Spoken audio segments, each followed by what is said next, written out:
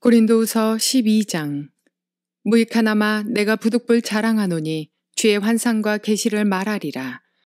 내가 그리스도 안에 있는 한 사람을 아노니 그는 14년 전에 셋째 하늘에 이끌려간 자라. 그가 몸 안에 있었는지 몸 밖에 있었는지 나는 모르거니와 하나님은 아시느니라. 내가 이런 사람을 아노니 그가 몸 안에 있었는지 몸 밖에 있었는지 나는 모르거니와 하나님은 아시느니라. 그가 낙원으로 이끌려가서 말로 표현할 수 없는 말을 들었으니 사람이 가히 이르지 못할 말이로다. 내가 이런 사람을 위하여 자랑하겠으나 나를 위하여는 약한 것들 외에 자랑하지 아니하리라. 내가 만일 자랑하고자 하여도 어리석은 자가 되지 아니할 것은 내가 참말을 함이라. 그러나 누가 나를 보는 바와 내게 듣는 바에 지나치게 생각할까 두려워하여 그만두노라. 여러 계시를 받은 것이 지극히 크므로 너무 자만하지 않게 하시려고 내 육체의 가시 곧 사탄의 사자를 주셨으니 이는 나를 쳐서 너무 자만하지 않게 하려 하심이라. 이것이 내게서 떠나가게 하기 위하여 내가 3번 주께 간구하였더니 나에게 이르시기를 내 은혜가 네게 족하도다. 이는 내 능력이 약한 데서 온전하여짐이라 하신지라. 그러므로 도리어 크게 기뻐함으로 나의 여러 약한 것들에 대하여 자랑하리니 이는 그리스도의 능력이 내게 머물게 하려 함이라. 그러므로 내가 그리스도를 위하여 약한 것들과 능욕과 궁핍과 박해와 곤고를 기뻐하노니 이는 내가 약한 그때의 강함이라. 내가 어리석은 자가 되었으나 너희가 억지로 시킨 것이니 나는 너희에게 칭찬을 받아야 마땅하도다. 내가 아무것도 아니나 지극히 크다는 사도들보다 조금도 부족하지 아니하니라. 사도의 표가 된 것은 내가 너희 가운데서 모든 참음과 표적과 기사와 능력을 행한 것이라. 내 자신이 너희에게 폐를 끼치지 아니한 일밖에 다른 교회보다 부족하게 한 것이 무엇이 있느냐. 너희는 나의 이 공평하지 못한 것을 용서하라. 보라, 내가 이제 3번째 너희에게 가기를 준비하였으나 너희에게 폐를 끼치지 아니하리라. 내가 구하는 것은 너희의 재물이 아니요 오직 너희니라. 어린아이가 부모를 위하여 재물을 저축하는 것이 아니요 부모가 어린아이를 위하여 하느니라. 내가 너희 영혼을 위하여 크게 기뻐함으로 재물을 사용하고 또 내 자신까지도 내어주리니 너희를 더욱 사랑할수록 나는 사랑을 덜 받겠느냐. 하여간 어떤 이의 말이 내가 너희에게 짐을 지우지는 아니하였을지라도 교활한 자가 되어 너희를 속임수로 취하였다 하니 내가 너희에게 보낸 자 중에 누구로 너희의 이득을 취하더냐. 내가 디도를 권하고 함께한 형제를 보내었으니 디도가 너희의 이득을 취하더냐. 우리가 동일한 성령으로 행하지 아니하더냐. 동일한 보조로 하지 아니하더냐. 너희는 이 때까지 우리가 자기 변명을 하는 줄로 생각하는구나. 우리는 그리스도 안에서 하나님 앞에 말하노라. 사랑하는 자들아, 이 모든 것은 너희의 덕을 세우기 위함이니라. 내가 갈 때에 너희를 내게 원하는 것과 같이 보지 못하고 또 내가 너희에게 너희를 원하지 않은 것과 같이 보일까 두려워하며 또 다툼과 시기와 분냄과 당짓는 것과 비방과 수군거림과 거만함과 혼란이 있을까 두려워하고 또 내가 다시 갈 때에 내 하나님이 나를 너희 앞에서 낮추실까 두려워하고 또 내가 전에 죄를 지은 여러 사람의 그 행한 바 더러움과 음란함과 호색함을 회개하지 아니함 때문에 슬퍼할까 두려워하노라. 좋은 아침입니다. 성령님께서 오늘도 고린도후서 12장을 통해서 놀라운 계시의 음성을 우리에게 들려주실 줄 믿습니다. 12장 말씀, 여전히 사도 바울의 사도권의 변호에 대한 이야기가 계속되고 있습니다.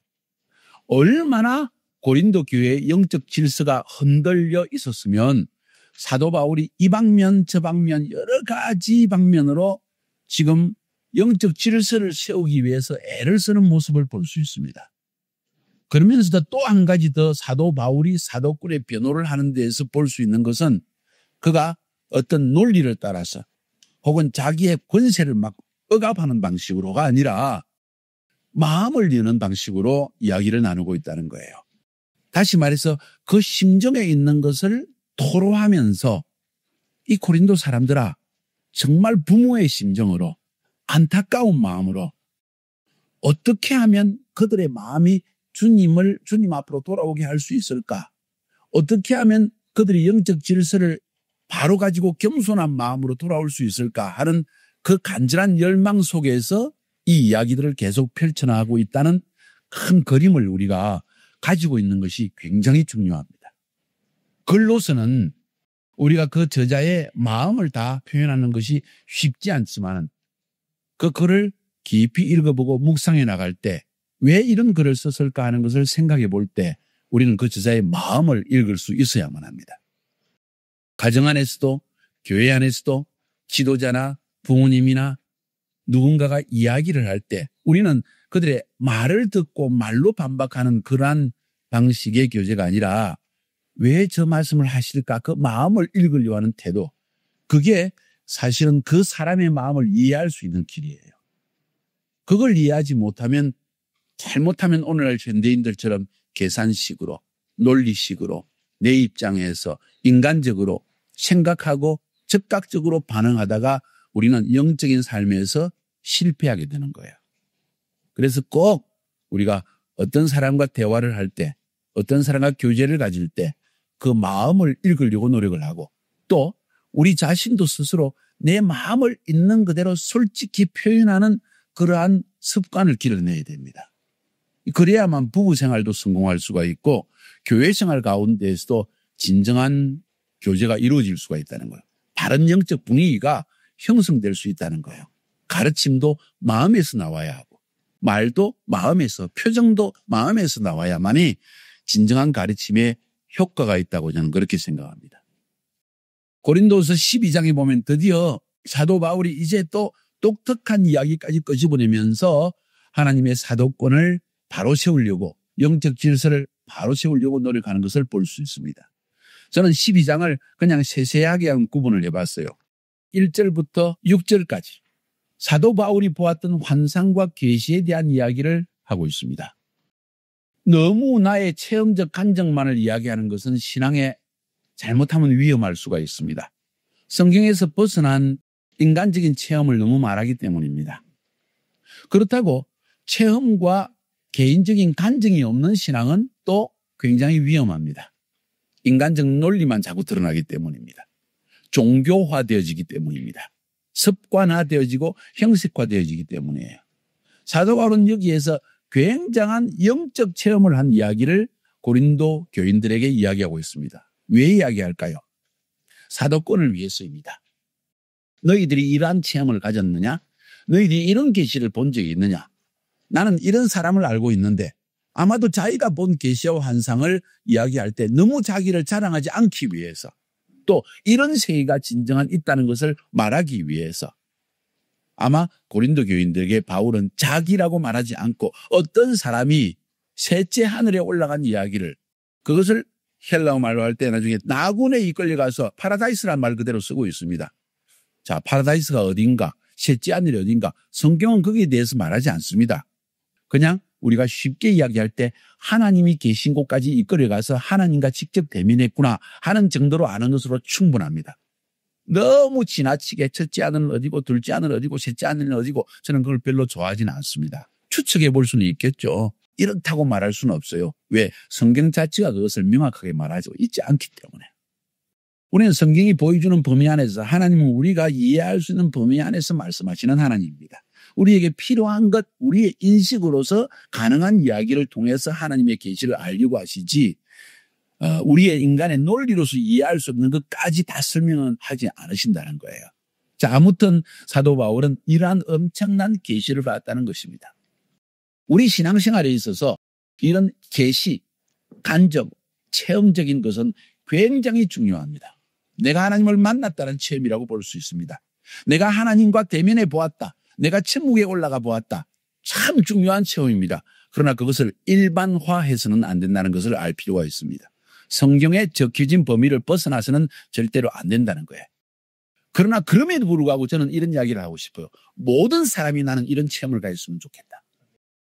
성경을 가지고 있음에도 불구하고 성경적 신앙 위에 뿌리를 내린 가운데에서 이런 체험들은 굉장히 중요하다. 왜? 사도 바울이 이런 체험을 했을 때 일평생 하나님의 사역을 하는 가운데 어려운 순간이 다가올 때에도 그는 이 체험이 하나님과의 만남의 체험들이 결국 그를 일어서게 하고 다시 영적이 되게 하고 다시 하나님을 추구하게 하고 다시 하나님을 더 신뢰하게 만드는 그런 계기가 되었을 것이라는 점을 저는 이야기하는 거예요. 이사야가 하나님의 부르심을 받을 때에도 똑같은 환상을 보았습니다. 우시아의 시대에 누가 나를 위해 갈고 주여 내가 여기 있나이다 나를 보내소서. 이런 환상 속에서 부르심을 받았다는 거예요. 하나님의 위대한 종들, 아니 하나님의 사역을 행하는 수많은 사람들 대부분 이런 개인적인 간접적인 체험적인 사건이 있다는 사실. 결국 이런 체험적인 사건들이 자기를 인내하게 만들고 희생하게 만들게 하고 목적성을 가지고 주님의 나라를 위해서 일하게 만든다는 거예요. 그럼에도 불구하고 또 한 가지 강조하고 싶은 것은 보지 않고 믿는 자는 더 복되다. 체험이 없이 주님 앞에 헌신하는 사람은 더 복되다. 이런 간증도 이런 체험도 이런 것도 계시도 없음에도 불구하고 말씀을 그대로 믿고 신실하게 나아가는 사람이 있다면 그건 진짜 위대한 사람이다. 우리가 너무 약하기 때문에 우리의 의심이 너무 많기 때문에 너무 인간적이기 때문에 하나님이 이런 체험들을 주신다는 것이죠. 그러나 그것이 없이 믿을 수 있다면 그 사람은 진짜 위대한 사람이다. 저는 그렇게 말씀을 드리고 싶어요. 사도 바울에서 1절부터 6절까지 해서 그 이야기를 지금 하고 있는 거예요. 내가 그리스도 안에 산 사람은 아는데 셋째 아들의 일거리에 가서 낙원에 들어가서 말할 수 없는 계시의 말씀을 들었다. 자, 여기 잠깐 멈춰보면 사도 바울이 그런 계시를 받았음에도 불구하고 다시 말해서 하나님을 대민하여 하나님의 하늘나라에 대한 비밀, 하나님의 경영에 대한 비밀, 하나님의 놀라운 계획을 다 들었을 거예요. 그런데 성경 전체를 읽어봐도 사도 바울의 편지 가운데 내가 천국에 가서 이걸 보았다고 말하는 거 하나도 없어요. 오직 성경에서 약속한 것의 성취에 대한 이야기만 하고 있다는 사실. 이게 더 중요하다는 거예요. 다시 말해서 내 개인의 체험은 내 개인의 하나님과의 만남의 체험으로 머물러 있다는 사실이죠. 나를 위한 하나님의 주신 간증과 체험 안에 머물러서 나와의 관계성 안에 머물렀지 그것을 일반화시켜서 사람들의 천국은 이렇다. 내가 보니까 이렇더라. 그런 이야기는 하지 않았다는 거예요. 그래서 이런 자랑을 바울이 할 수 있지만 하지 않은 이유가 뭐냐? 너무 자랑하지 않기 위해, 교만하지 않기 위해서 했다는 이야기를 하면서 7절부터 10절까지는 그와 연관해가지고 이런 계시를 받은 것이 내가 너무 크다는 거예요. 이것이 너무 크기 때문에 내가 교만할까 봐서 하나님은 사람들이 볼 때에도 교회가 나를 볼 때에도 너무 교만하지 않도록 나에게 가시를 남겨놓았다. 그게 질병이라는 거예요. 그래서 많은 사람들이 해석할 때 7절에서 말하고 있는 내 육체의 가시, 곧 사단의 사자를 주었다. 분명히 사단의 사자를 주었다. 사단이 심부름꾼에 와서 내 몸에 질병을 만들어 놓았다는 거죠. 그게 간질병인지 눈병인지 뭔지 우리는 알 수는 없습니다. 성경이 말하고 있지 않기 때문에. 그러나 육체의 가시를 주었다는 표현을 볼 때 바울은 분명히 고칠 수 없는 질병을 가진 사람이었다는 거예요. 아마 사람들이 그런 모습을 보고 야, 네 병이나 고쳐라 하지 않았겠냐는 거예요. 그런데도 불구하고 사도 바울이 자기도 하나님 이럴 수가 있습니까? 내가 다른 사람을 고치면서 어떻게 나는 이렇게 질병에 고칠 수 있습니까? 부끄럽습니다. 창피합니다. 하나님 고치주세요 하고 3번이나 기도했더니 하나님이 내 은혜가 너에게 족하다. My grace is enough to you. 그 말은 그것이 너를 은혜 속에 머물게 하는 길이라는 거예요. 그러지 않으면 내가 교만할 수 있어. 모든 면에서 다 완전하다. 물질도 풍성하고 사람들도 인정하고 기름 부음도 멈추고 설교도 잘하고 모든 게 잘 되어버리면 사람이기 때문에 교만해 버린다는 거예요. 그래서 하나님은 반드시 가시를 남겨놓는다. 육체의 가시를. 도대체 이것만 없으면 좋겠는데 이것이 나를 불행하게 만든다는 그 하나를 남겨놓는다는 거예요. 그런데 그것을 불행이라고 생각하지 말라는 거예요. 다시 말합니다. 그것이 불행이라고 생각하지 말라는 거예요.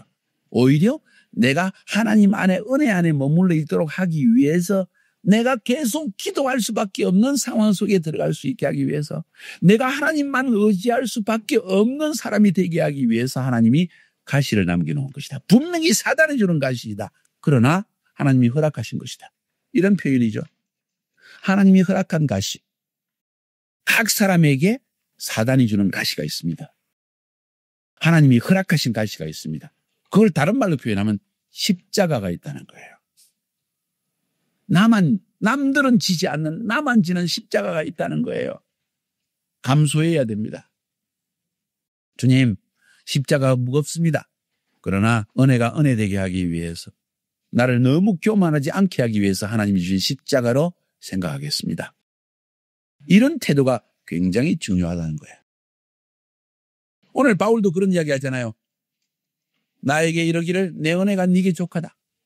이는 내 능력이 약한 데서 온전해집니다. 내 능력이 약한 데서, 다시 말해서 인간이 마음이 약해질 때, 겸손해질 때 하나님의 능력은 강해진다. 그러므로 도리어 크게 기뻐함으로 나의 여러 약한 것에 대해서 나는 자랑하겠다. 이는 그리스도의 능력이 내게 머물려 하려 함이라. 많은 사람이 이야기합니다. 아우 창피해. 예수 믿는 가정인데, 혹은 목사의 가정인데, 장로의 가정인데 우리 가정에 어떻게 이런 일이 있나. 나에게 어떤 이런 일이 닥치나. 왜 사업이 잘 되지 않느냐. 부끄럽다, 창피하다. 난 그렇게 생각하지 않습니다. 하나님이 나로 하여금 주님만을 온전히 의지하게 하기 위해서, 나를 연약하게 만들기 위해서, 그래서 하나님만을 온전히 의지하게 하기 위해서 하나님이 이렇게 나를 만드시는구나. 이 사고, 이게 성경적 사고라는 거예요. 육신적인 사고는 뭡니까? 하나님 왜 이렇게 하십니까? 나를 축복해 주셔야 사람들이 보고 하나님을 믿지요. 내 일이 잘 되어져야 사람이 예수 믿는 사람 다르다고 이야기하지요. 꼭 그런 건 아니라는 거예요. 그게 인간의 논리라는 거예요.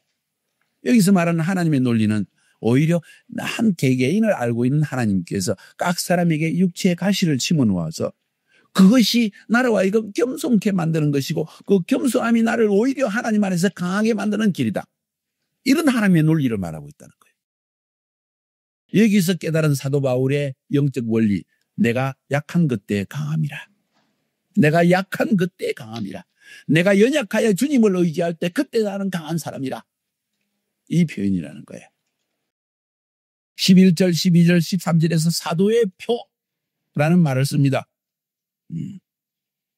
사도의 표, 무엇이 사도의 표인가 할 때 모든 참음과 표적과 기사와 능력, 이 두 가지를 대비하고 있습니다. 모든 참음, 인격적 요소입니다. 11장에서 이미 말한 것처럼 배고픔과 잠 못 잠과 사람들의 오해를 받은가, 40대의 매를 맞은 것과 다메섹에서 광주리에 타고 탈출한 이야기라든가 수많은 이야기를 응하면서 나는 이렇게 참으며 희생했다. 이게 사도의 표다. 그러면서도 매일 고난만 당한 자가 아니라 하나님의 능력의 나타남이 있었다. 표적과 기사와 능력이 나타났다. 이 두 가지가 사도의 표다. 오늘날 사람들이 추구하는 사도의 표, 하나님의 종의 표, 그것은 능력만을 강조합니다. 축복만을 강조합니다. 그런데 진정한 사도의 표는 인격적 요소가 있다는 거예요. 성품적 요소가 있다는 것입니다. 고난 가운데에서도 사람들을 불평하지 않고 하나님을 원망하지 아니하고 참으며 희생하는 것이 진정한 사도의 표라는 것을 이야기하고, 13절에서 그걸 넘어서 너희들에게 배를 끼치지 않기 위해서, 교회에 유익을 주기 위해서 물질적인 면에서도 오히려 자신을 절제하는 바울의 모습. 한마디로 말해서 나의 행동과 나의 말과 나의 모든 사역의 스타일이 은혜를 받지 못하게 하는 것이라면 나는 거절하겠다. 나에게 유익되는 일이고 나에게 이익되는 일이라 할지라도 남에게 은혜를 끼치지 못한다면 나는 중단하겠다. 이것이 사도의 마음이라는 거예요. 뭔 말일까요? 희생적인 마음입니다. 섬기는 마음입니다. 하나님의 부르심을 받은 자의 책임 있는 태도입니다. 사도, 참 위대하고 큰 일을 행하는 사람이라고 생각하죠. 그 일에 걸맞는 책임성이 있다는 것이지요. 나 때문에 시험 드는 사람이 있으면 안 되겠다. 이 마음이 지도자의 마음이라는 거예요. 지도력의 가장 중요한 요소의 한 가지가 책임성이라는 겁니다. 혹 나를 인해서 다른 사람이 시험 들면 안 된다. 차라리 내가 희생하겠다. 이런 마음이 사도의 표된 마음의 중요한 요소라는 것을 오늘 11절부터 13절까지 이야기하고 있다는 거예요. 그 다음 14절부터 18절까지 여전히 여기서도 재물의 이야기를 합니다. 고린도 교인들 참 째째한 것 같아요. 치사한 것 같아요. 물질을 가지고 사도 바울을 공격하는 거예요. 이런 요소들이 있기 때문에 바울이 다시 한번 그 마음을 열어서, 자, 내가 너에게 또 가려고 하는데 지금 돈 걷으러 가느냐? 헌금 걷기 위해서 가느냐? 제발 좀 깨달아라. 아니 자식들이 부모를 해서 돈, 어린아이가 부모에게 돈 주냐? 부모가 돈 주지. 나는 너희들의 부모라는 거예요. 나는 물질 아니라 내 영혼까지도 너희를 위해 줄 마음이 있다는 것이에요. 재물로 너희에게 완전히 던지고자 하는 희생의 마음이 있다는 것을 이야기하고 있다는 거예요. 그런데 그 말을 이용하는 사람들이 그래 돈은 안 빼앗아가도 살짝 속여가지고 너희들을 속여서 이용해 먹으려고 한다. 이런 사람들까지 있다는 이야기를 내가 듣는다. 정말 기차다. 마음을 열고 있는 상황을 그대로 표현하고 있는 거예요.